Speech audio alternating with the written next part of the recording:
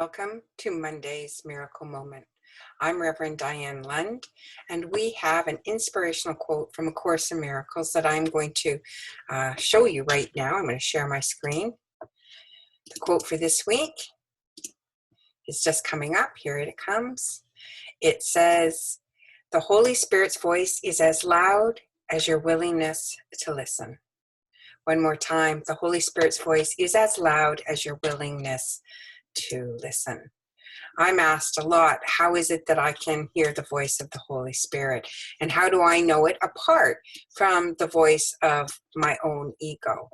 And it's taken years and years of practice to be able to distinguish my own inner ego voice from the Holy Spirit's. But a couple of things that get in the way of hearing that small, still voice for God is judgments.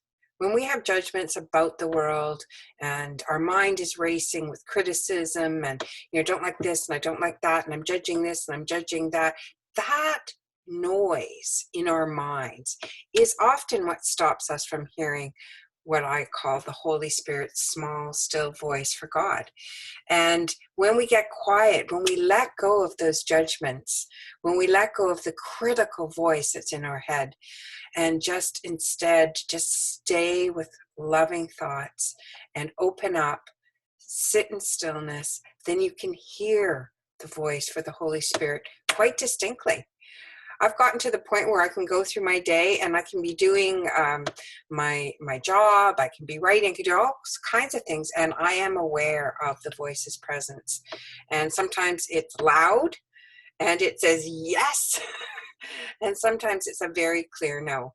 And I'm always surprised by where the Holy Spirit leads me, because it's often not the choices I would have made from my ego place, what I like, when I like to get up, what I like to do. It often instructs me to go and be in places that are maybe a little uncomfortable for me, places where I need to learn and to grow.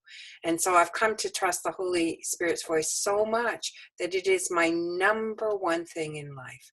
I listen to what it tells me, and even if I don't understand, I know to do it, and the understanding will follow later. The Holy Spirit always has your back, as well as the back of all the people around us. It takes a big pressure off us when we listen to that guidance and we follow it. And the only way to do that is with practice.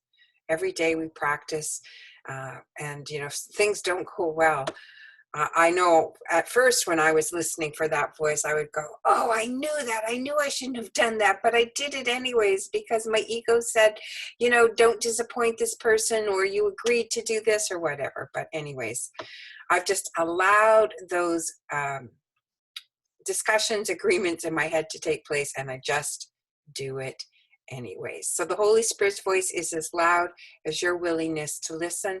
You might first have to let go of that critical voice in your head.